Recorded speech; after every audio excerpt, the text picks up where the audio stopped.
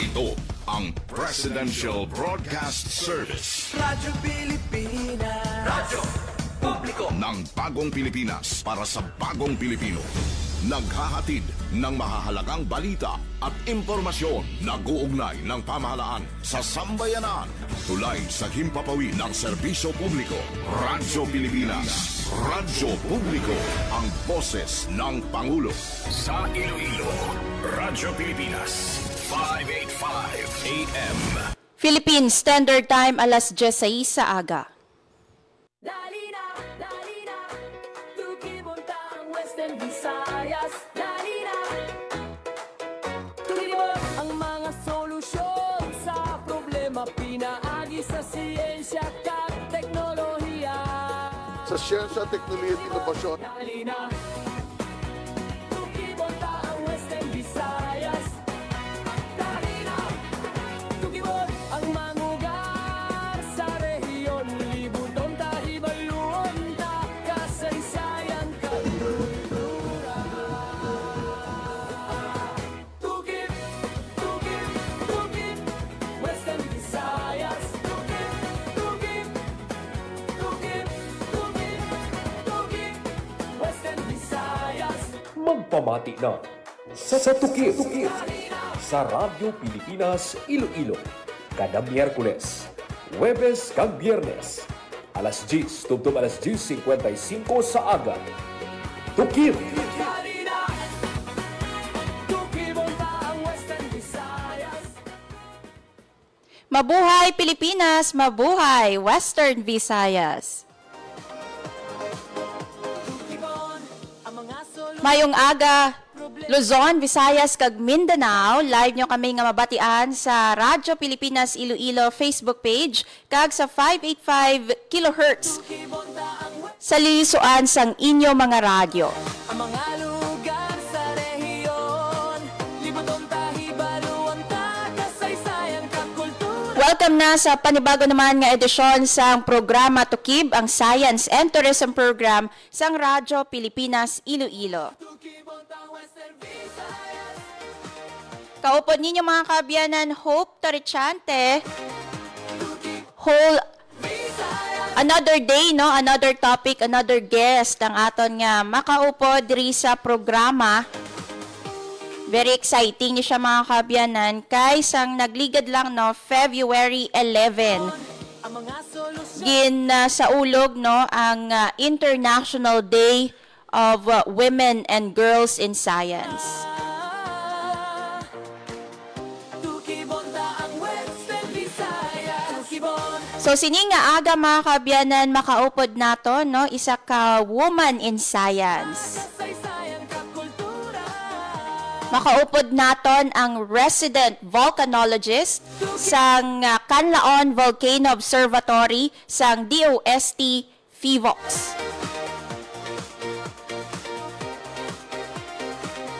Tukibon ta Western Visayas. Tukibon natin mga kaabyanan ang inspiring life story ni Engineer Andilyn Kinsha no sang Canlaon Volcano Observatory. Ibaluon man naton kung paano ay no nakasulod sa DOST FIVOX si Engineer Kinsha kag ano ay no ang iya mamensahe sa mga kasubong no nga mga kababainhan o kung those nga naga aim no nga i-pursue ang science and technology. Tukibon ta Western Visayas. But before that mga kaabyanan, and speaking of FIVOX no, Dali na, tukibon ta ang Western Visayas. Dali na. i-check naton ang pinakaulihi nga update regarding sa aton nga Bulkang Canlaon pinaagi sa DOST FIVOX. Tukibon ta ang Western Visayas. Dali na. Sandig sa 24-hour Mga solusyon sa nga pagbantay o kon monitoring no sa DOST FIVOX sa bulletin nga ginpagwa sinilang nga adlaw sang Pebrero 18 tukibon ta may duwa ka volcanic earthquake no nga nabalhag sa Bulkang Kanlaon sa makaligad nga 24 oras.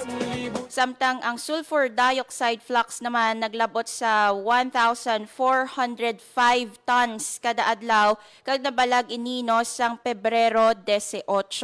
Sa gihapon pabilin sa alert level 2 o kon moderate level of volcanic unrest ang Bulkang Kanlaon. Halina, tukibon pa ang Western Visayas.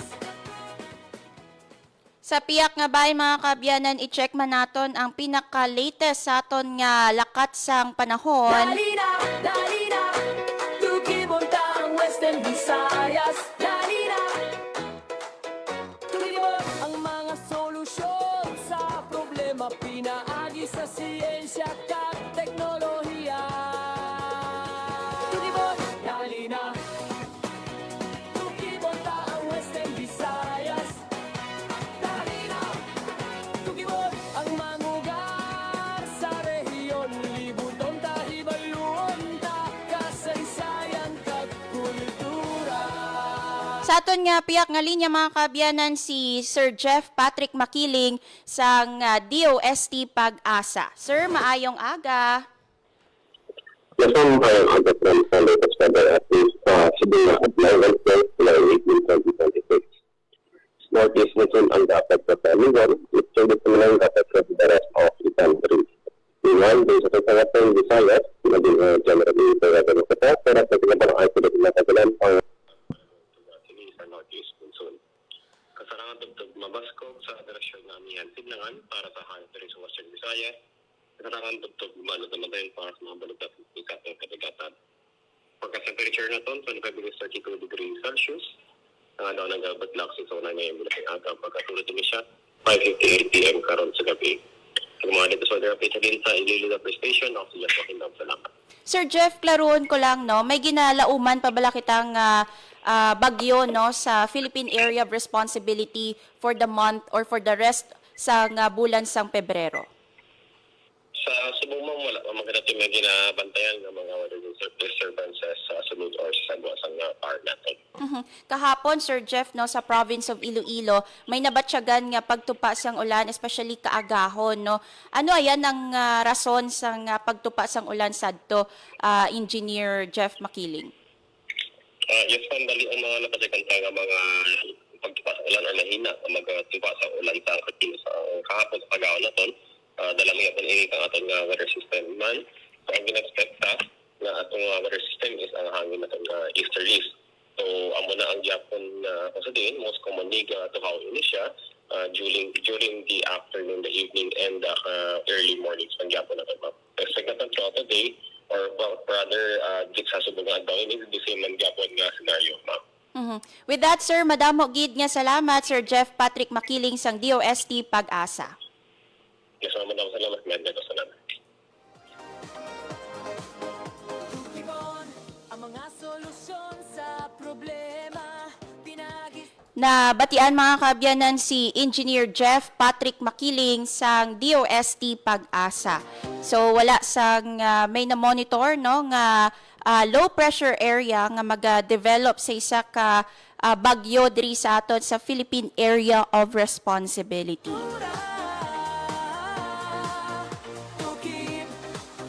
Tukib Western Visayas. Kahapon mga kabyanan ginsaulog nato no ang Chinese New Year no. So ang kadungan sini may ginhiwat or nahatagan kita sang tiyempo nga makapahuway na especially ang mga mamumugo naton, mga estudyante bangod sang holiday and perhaps no naglibot ang aton nga mga kauturan, nag-spend time kaupod ang ila pamilya sa mga nagkalain-lain nga mga tourism sites no diri sa aton sa Western Visayas.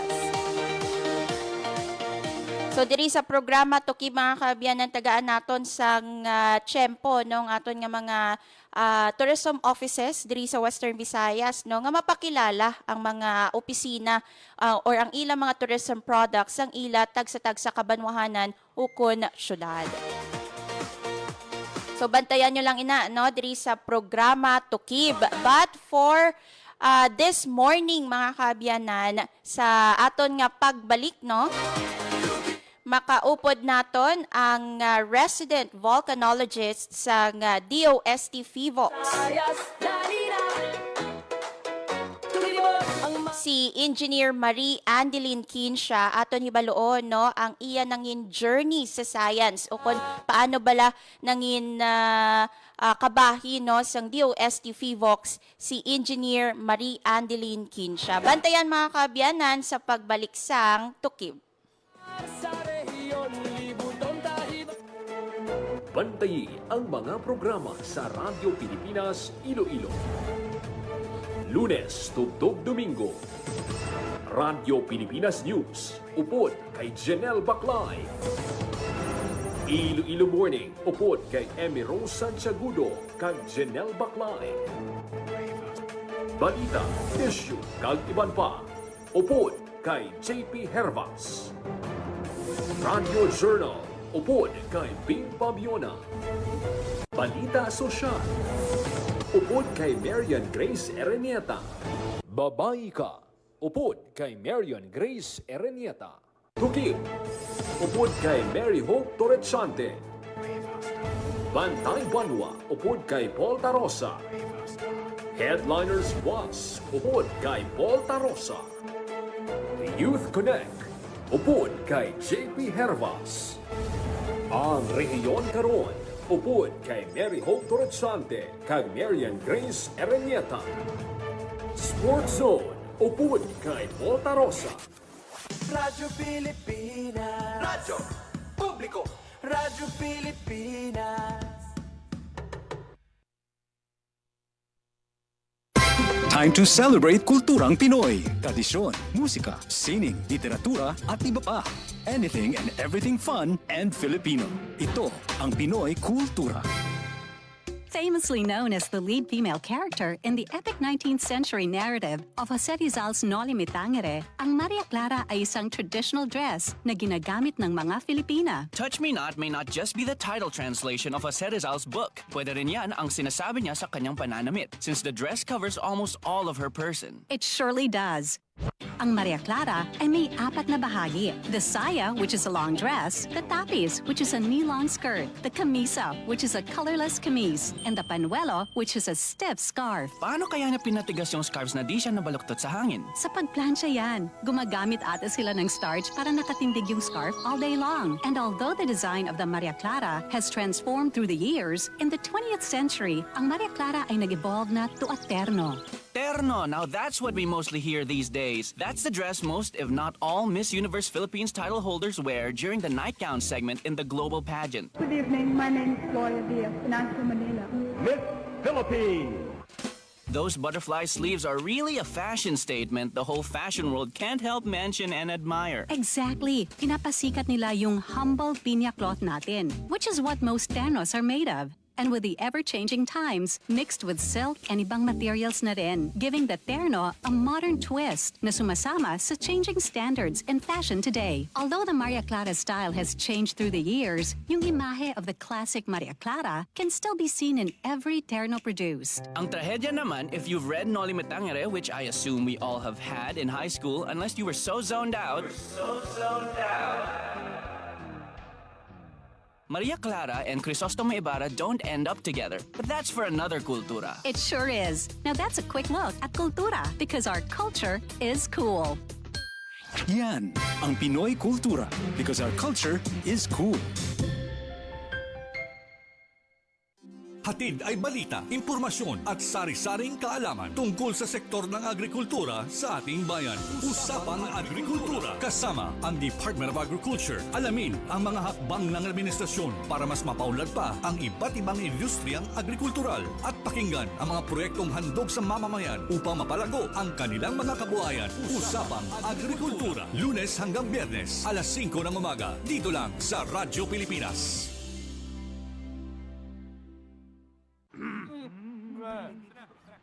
Chong, pasipol-sipol, mga manong sa labas. Magtigil at gumalang, kaya ikaw sarabibig, kundi maganda ang lalabas. Pare, ang catcalling ay isang uri ng sexual harassment. Di biro ang sexual harassment at di nakakamacho ang pang-aabuso. Kaya ikaw, sara bibig, kundi maganda ang lalabas. Isang paalala mula sa Philippine Commission on Women at ng himpilang ito. Philippine Standard Time 10:21 sa aga. Dali na, Tukib untang West. Sa gyapon mga kaabyanan, ini ang programa Tukib, ang Science and Tourism Program sang Radyo Pilipinas Iloilo. Sa problema pinaagi sa siyensya kag teknolohiya. And as promised, since another day, no, another topic, another guest ang aton nga makaupod diri sa programa Tukib, kilalahon nato no ang resident volcanologist sa DOST FIVOX. Siya no ang resident volcanologist sa Canlaon Volcano Observatory.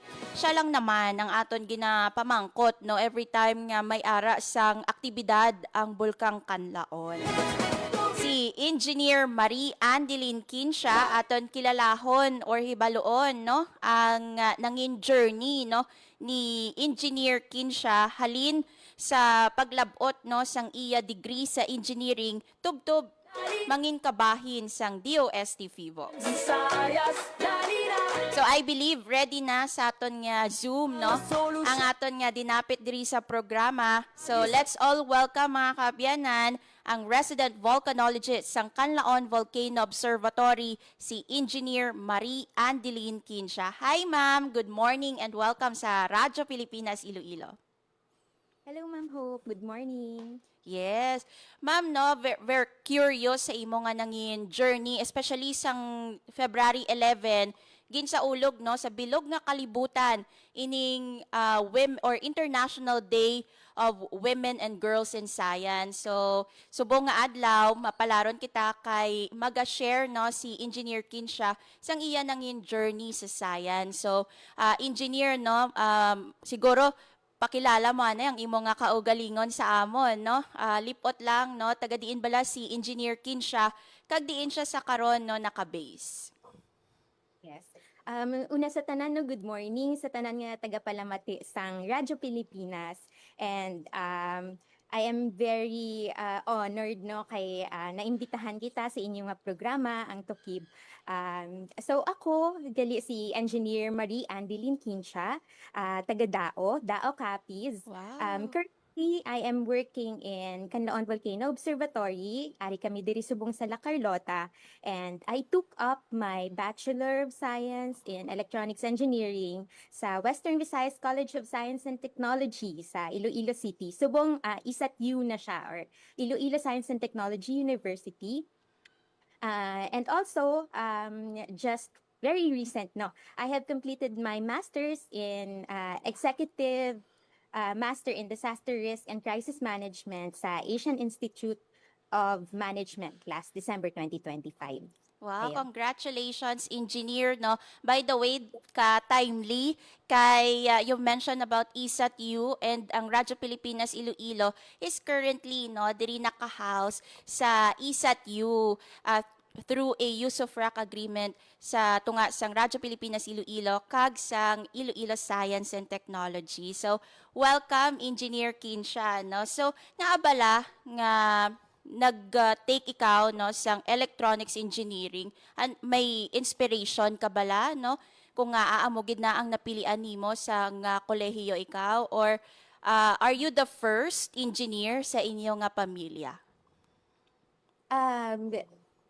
Siguro no, I could say nga I was the first nga, or not really the first, pero ang sa electronics engineering. So wow. but this is my ang amo ni siyang dream kumbaga sang father ko. So hindi siya hindi niya na materialize kumbaga, pero kumbaga sa akon niya ginkuan gid no nga because he knew nga medyo inclined ako sa math sa tong high school ako, and then that was the time nga hambal niya siguro mas better kung mag-engineering ka, mag-college. And amo na ginistorya niya sa akon nga ang background niya, he used to study in sa isang electronics engineering for 2 years pero wala niya natapos. And so ako kumbaga gintingwaan kuman nga tapuson kay ini siya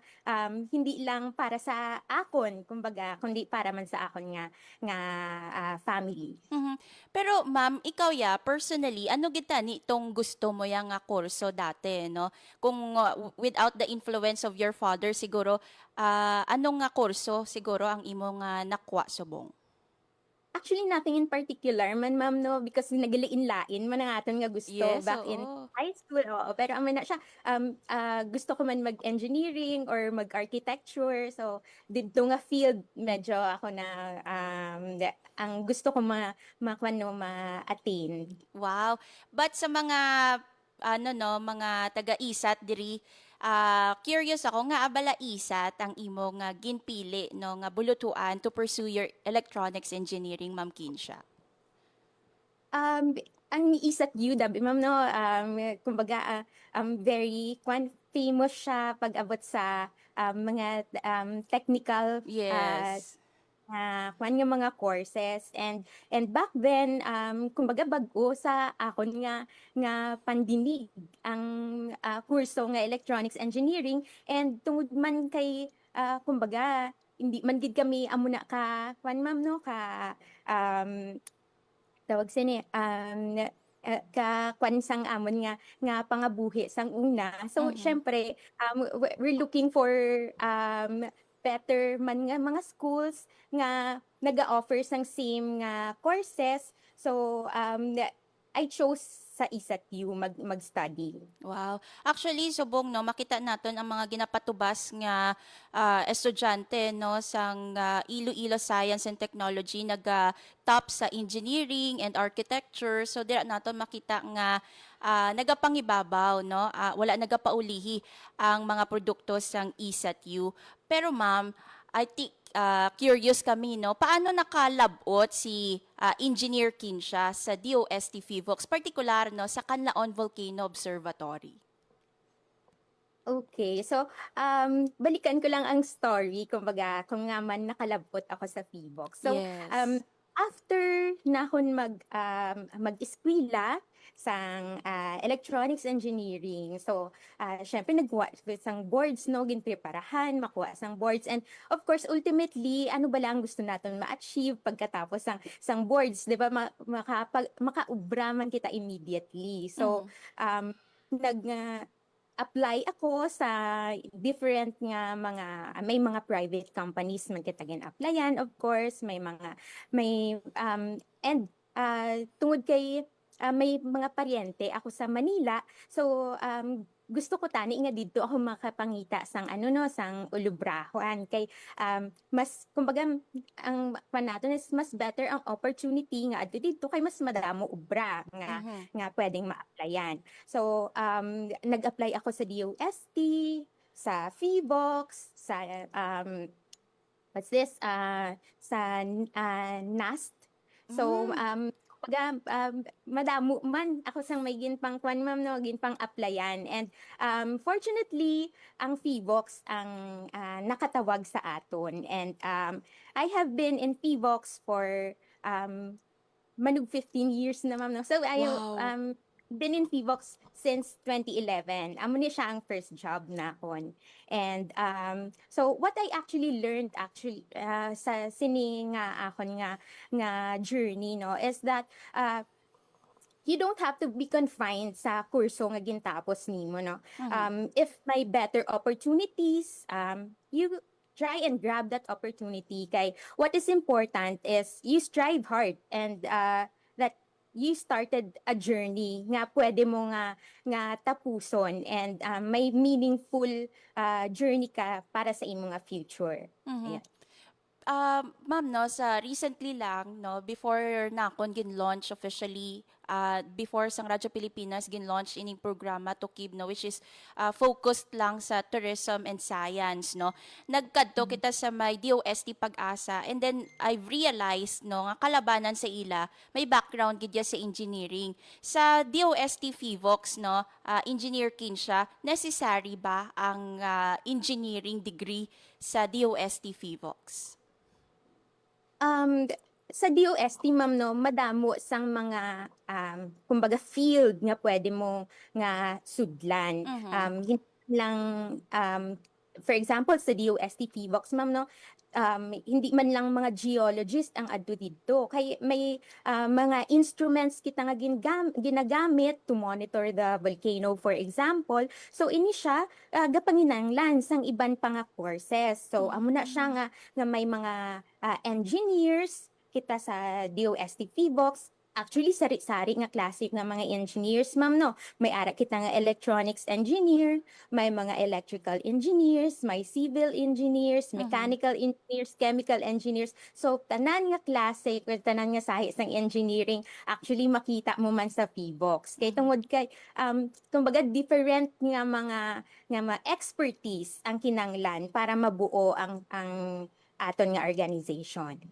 Engineer, paano naglabot sa point nga isa ka na karon, no, ka resident volcanologist sa DOST PHIVOX? Anong imo nga ginpang-agyan, no, agod nga malabot ini ang posisyon nga ini o kon ang resident volcanologist sa Canlaon Volcano Observatory? Okay. So, first, syempre, back in the days, wala man ko kabalo nga may ara nga designation nga amo na, no, may mga volcanologist or may mga seismologist gali, amo na siya. So, pero sang nakatapak ako sa PHIVOX, diri ako nagumpisa sang akon nga profession. So, syempre nagumpisa kita as a junior nga mga kwan, ma'am, no, gin-train kita, gin-capacitate, and in 2016, so dito na nag-start nga na-assign ako as resident volcanologist sa Canlaon Volcano Observatory. So, ang trabaho sang resident volcanologist, ma'am, naga-conduct kita sang aton nga monitoring, sari-sari nga mga monitoring sang volcanoes, and also we have to manage sang operations sang aton nga volcano observatories, ma'am, no. So may duha kita ka volcano observatories for Canlaon Volcano alone. Ang isa diri sa La Carlota City and ang isa sa Canlaon City. Yes. So syempre para makuha natin nga in full operations dapat ang aton nga mga observatories, kinahanglan naton i-oversee ang iya nga operations. Also, naga-conduct kita sa mga frontline works, no, mga information and education campaigns, media relations, naga-coordinate kita sa aton nga mga LGUs, lectures sa mga schools and communities, among others. And to do all this, syempre, kinanglan natin mag-undergo sang mga trainings and capacity enhancements, no. I was fortunate nga in 2014, I was sent to Hawaii and the US para undergo sang volcanology training. It's a short course in volcanology to have a much deeper understanding on how volcanoes behave. And we also undergo several trainings. Syempre, kay monitor gani kita. So, may ara kita nga trainings on seismology, ground deformation, geochemistry, science communications, and as well as writing sa mga publications, ma'am, no? Kay as we acquire new equipment and technology nga ginagamit natin sa aton nga observatory, we are being trained how to utilize this to analyze the data that we have and to continuously upskill and also upgrade our knowledge para makakompete kita and to be updated sa mga fast-changing technologies. Sa Canlaon Volcano Observatory, engineer, mga modern technologies nang aton gina-adopt, no, sa aton nga pag-monitor sang aktibidad sang Bulkang Canlaon. Yes, ma'am, no, ang aton nga mga equipment should be very precise and very accurate. Naman na siya nga mga high level nga mga equipment ang aton nga ginagamit to monitor sang aton nga bulkan. Ma'am, anong fulfilling or anong parts ang imo nga job ang you find fulfilling, no, sa dira, no, sa Canlaon Volcano Observatory? By the way, paano nimo gin-choose ang Canlaon Volcano Observatory, Engineer Kinsha? May choice ka bala or gin-assign ka lang, no, sa Canlaon Volcano Observatory? actually, ma'am, no, kumbaga, I was left with no choice man. Kay, on the very beginning, when I was called as ang amo nga division chief back in the day, hambal niya sa akon, Andy, since Ilonggo ka man, since Ilonggo ka, doon ka maa-assign sa Negros kasi kulang yung tao doon, walang may pa-retire na employee noon sa Canlaon Volcano Observatory. And back in 2011 or in 2012, actually mga 4 lang kami diri nga mga employees, no. So very lean ang team, and imagine it that you have to monitor and to maintain the equipment sang volcano observatory nga pila lang kamo kabilog, and you have to do your duties and obligations pa. Ayan. So siguro balikan ko, engineer, no, ang question ko, ng anong parts ng job mo, no, ang you find fulfilling gid? Syempre, ma'am, no, I would, when I get validation, kumbaga, sa, and appreciation sa mga partners naton, sa mga stakeholders naton, that would mean a lot to me. And, gani, ma'am, no, kay, very small team lang ang ara sa Canlaon Volcano Observatory. Sa subong nga ma'am, no, may ara kita nga 8 to 9 people dire sa nga working together para sa Canlaon. And so kumbaga for the longest time, may mga usually yung mga holidays mo, yung mga milestones sang imo nga family kis ay hindi mo na maatenan because of the demand sang work. Pero at the end of the day, syempre ang wish man gyapon naton is that what we work hard for nagamatter sa aton nga mga ginasilbihan nga mga tao or yung mga communities. Engineer, na-mention mo kaina, no, nga more or less 15 years ka na sa Canlaon Volcano Observatory. Na-learn mo na nga palanggaon ining KVO, no, kay especially you have to travel pa siguro from Capiz to Negros para lang nga makabalik sa imo nga obra from sa inyo nga pamilya, no, magbisita sa imo nga pamilya. Yes, ma'am, no, syempre siguro hindi man kita maglast sang ka lawig sa aton nga job kung hindi naton siya pagpalanggaon, kung hindi naton pag ihatag ang best naton kag kung hindi kita maging passionate sa aton nga ginagawa, di ba? And actually, bisan kumbaga may mga sacrifices kita, madamo man sa mga small wins nga kinanglan naton nga i-celebrate. Tungod ang ma'am, no, ang job namon, kumbaga hindi siya common, no.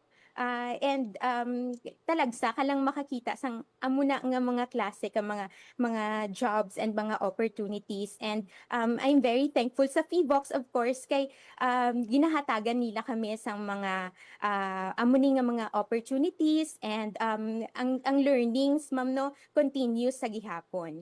Ma'am, makita natin sa picture, no, nga kadtugid ka mo sa mga kasubaan, no, gakadtugid ka mo sa bulkan mismo, no. So paano every day naga-field work ka mo, ma'am, or there are really moments nga tikinanlan yo gid magkadto on the ground? Yes, ma'am, no. Not every day man, kumbaga nga kinanglan mo kadtuan ini nga mga areas. But usually mga once a month, or kung may mga like ining nasa picture subong, ma'am, no, medyo siya, tawag sini malayo and medyo delikado nga mga lugar. So ang mga delikado nga mga lugar, syempre we visit it during summertime siya, or pag wala masyadong ulan. So usually mga twice a year ina namon ginakaduan ng mga lugar to conduct mga water sampling and gas sampling. Kay ina siya nga lugar actually is kumbaga thermal area, pasungawan sang bulkan. Ma'am, tama ka, crucial no sang trabaho sang DOST FIVOX, especially sa kaangay nimo no, resident volcanologist sang Canlaon Volcano Observatory.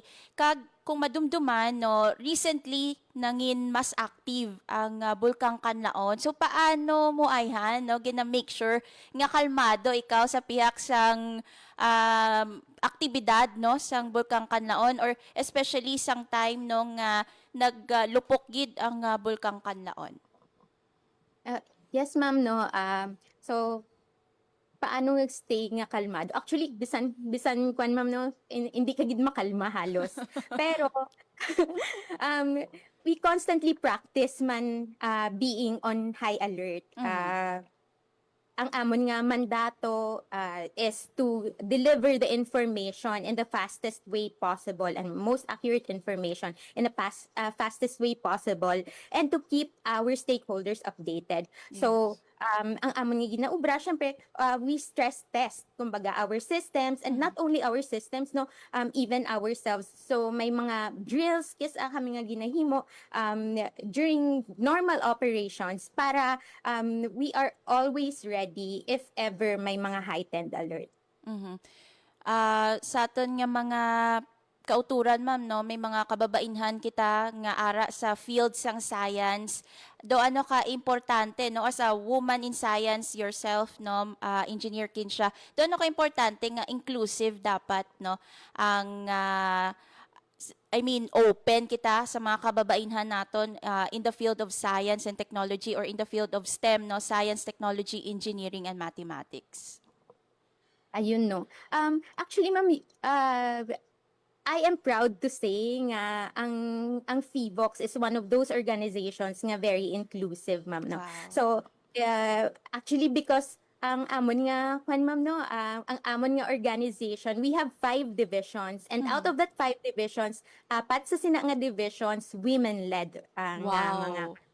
ang mga chief namon are women, and bisan diri sa mga volcano observatories, ma'am, no. So we have mga 7 ka volcano observatories sa aton nga mga active volcanoes in the whole Philippines, and 3 sa mga volcano observatories ang pangunahan or gina-lead sang mga young women, and that includes myself, ma'am, no. Wow. So I could say nga our organizations have really leveled the playing field for all genders, and that FIVOX recognizes that women are just as capable as men.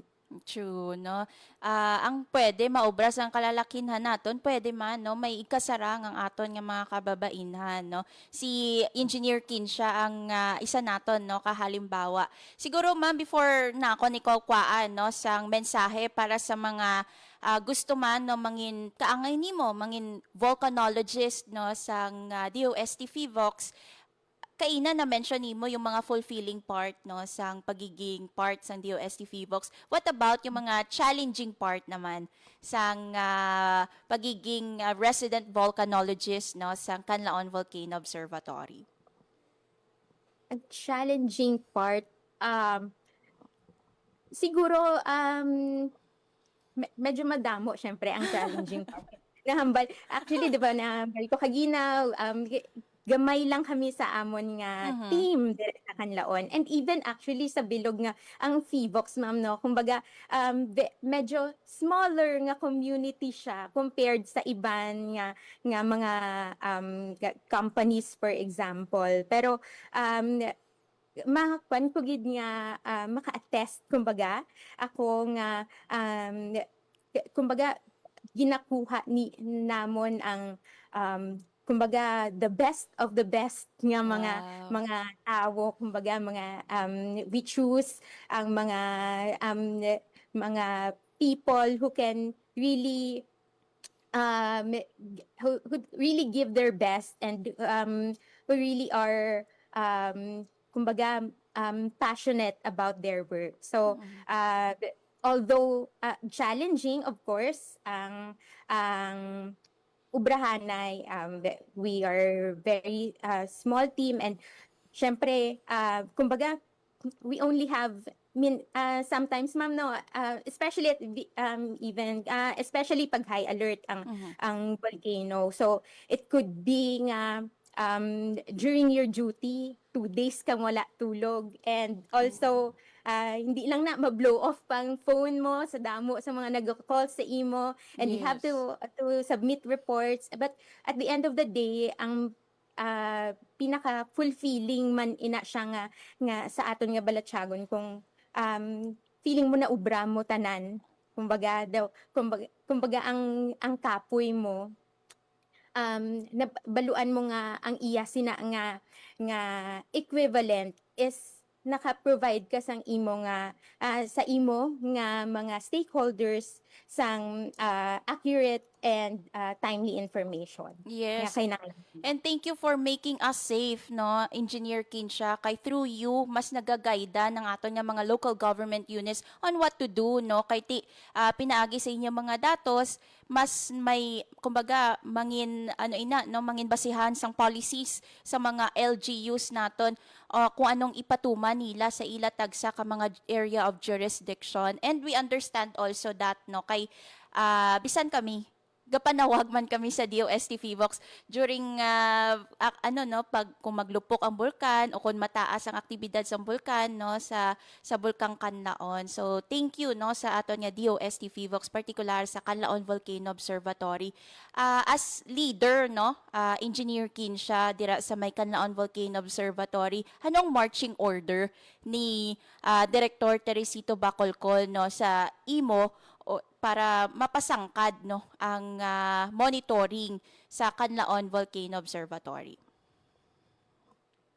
Ma'am, no, we would always have to stick to our mandate, which is to give the most accurate warning in the fastest time nga pwede, nga possible, no. So kita bilang resident volcanologist, ang trabaho naton is of course to warn the people, especially kay kita diri ang naga-face sa aton nga mga stakeholders. Kita ang mga frontline. So ang aton nga mandato or ang instructions of course sa aton, no, nga to give kung ano ang information nga available at the fastest possible time, and of course to ma'am, no, kumbaga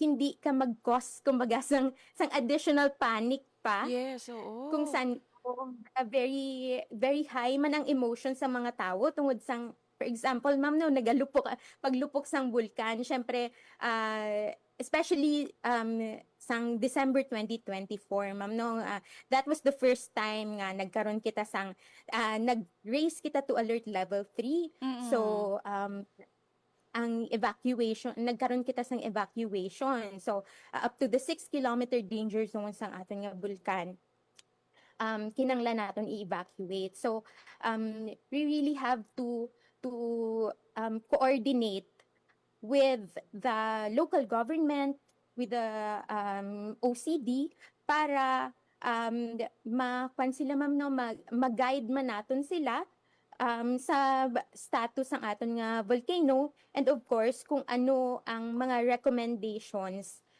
kay sa mga possible scenarios nga pwede nga matabo after that. Siguro last na lang, Engineer Kinsha, no, ang imo mamensahe sa mga young girls out there, no, nga nagapamati nga gusto man mangin kaangay nimo, no, mangin volcanologist, or sa mga engineers naton, or rather sa mga engineering students naton nga kumbaga nagaduwa-duwa pa kung ano nga field ang ilang kwaon, no, after nila makapasar sa board exam, no. Anong imo mamensahe sa ila, Engineer Kinsha? Sa aton nga mga young girls, and ang aton nga mensahe no is you pursue your dreams. Ayan. So actually sa mga may gusto sang earth science, may gusto sang mga volcanology, ganyan. I commend you because only few ma'am no ang may enthusiasm sa amo ni nga mga studies sa earth science and sa volcanology, and it really is an important role to fill kay ang Pilipinas, ma'am, no, Philippines is actually #1 sa World Risk Index. And we experience all kinds sang mga natural calamities, may ara nga mga earthquakes, may volcanic eruptions, landslides, and yung mga typhoons nga gina-exacerbate pa, ma'am, no, kay tungod sang climate change sa subong. And these are all the more reasons kung nga man we have to really study hard and to learn about our planet, to learn about the earth in a much more deeper level. Because syempre, when you have the knowledge, syempre, it would equip you and it would prepare you to find solutions and adapt strategies, ma'am, no, to combat sang mga hazards nga dulot sa sini nga mga risk. So, ang akon nga message sa inyo, you continue on learning and also just do your best, and of course, see you in PHIVOLCS, ayan, to our future volcanologists. Wow, no, kabay pa ma-inspire nato ng mga young girls out there no nga to pursue career in DOST PHIVOLCS kay malay mo no may pareho man no kay Engineer Kinsha nga mangin resident volcanologist later no sang DOST PHIVOLCS. Malay nato ng mga engineering students diri no sang Iloilo Science and Technology mangin kabahin man sang DOST PHIVOLCS or DOST Pag-asa, no? May career gid ya no sa DOST. So, thank you Engineer Kinsha for joining us no diri sa amon nga programa. Thank you for sharing your story no kabay pa nga mapulutan gid ini sang leksyon sang aton nga mga kababainhan and especially young girls out there. Again, thank you Engineer Kinsha, madamo gid nga salamat sa imo. Thank you, Ma'am Hope. And before I end, Yes, ma'am, no, I would may I thank lang, ma'am, sa mga people who really nagpadala sa ilang suporta kumbaga sa aton, and I would like to thank man sa akon nga Isat You family. Hello Sir Gabs, and to Sir Napud. Hello. Wow. And also, yeah, mga professors ko na sila sang una, ma'am. Ay, okay. Wow. Hello, sirs. And also sa akong mga classmates before dyan sa Isat U and sa mga kasimanwa ko sa Dao Capiz and sa mga pumuluyo diri sa La Carlota and sa tanang mga kapalamati. Thank you very much. Thank you very much man sa Radyo Pilipinas for giving me this opportunity, ma'am, no. I feel very honored kay talagsa lang kita ma-invite, of course, sa mga amuni nga mga programs, and kumbaga I am very proud nga isa ako sa mga napili ninyo nga maging guest for this episode. Thank you. Yes, thank you Engineer Kinsha. The pleasure is ours no. And in fact, you're the first no nga engineer nga na-feature namon diri sa programa nga life story ya no ang iya tupiko. So thank you so much for sharing your story. Again, ma'am no, madamo gid nga salamat, maayong aga sa imo. Thank you, ma'am. Nabatian mga kaabyanan si Engineer Marie Andeline Kinsha, ang resident volcanologist sang DOST PHIVOLCS. Grabe, no? Teacher niya pagali si Sir Gab ng presidente sang Isat U nga naga-host man sang programa Real Talk diri sa Radyo Pilipinas Iloilo. Amazing, no? So hopefully may madamo pa kita sang makita nga mga Ilonggos, no, nga mga resident volcanologist or may ara sang karera, no, sa DOST PHIVOLCS. Because again, as mentioned by Engineer Kinsha, tumalagsahon abi, no, gamay lang, no, ang may gusto gidya nga mangin volcanologist. So dako gid yang respeto naton sa mga volcanologist kay again, no, as someone nga naga-monitor sang bulkang Kanlaon, importante ang aton nga mga volcanologist kay sila, no, ang nagahatag sa aton sang impormasyon kung kamusta ang aktibidad sang bulkang Kanlaon.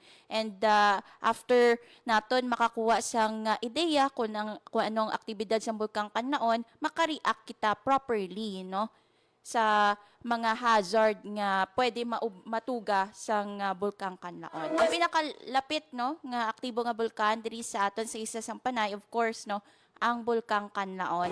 And sa bahin sang Radyo Pilipinas Iloilo, sakop pa naton, no, ginamonitor naton ang bilog nga Western Visayas and of course Negros Occidental.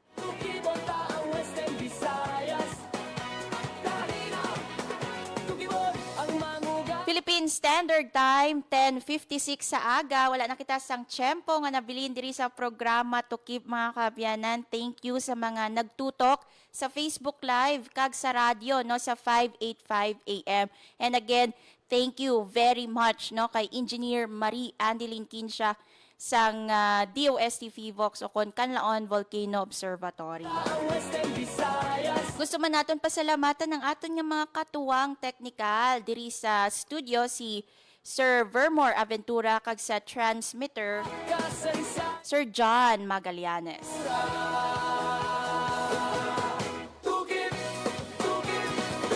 Thank you mga kabyanan, nangin kaupod ninyo Hope Torichante kag iniang Tukib.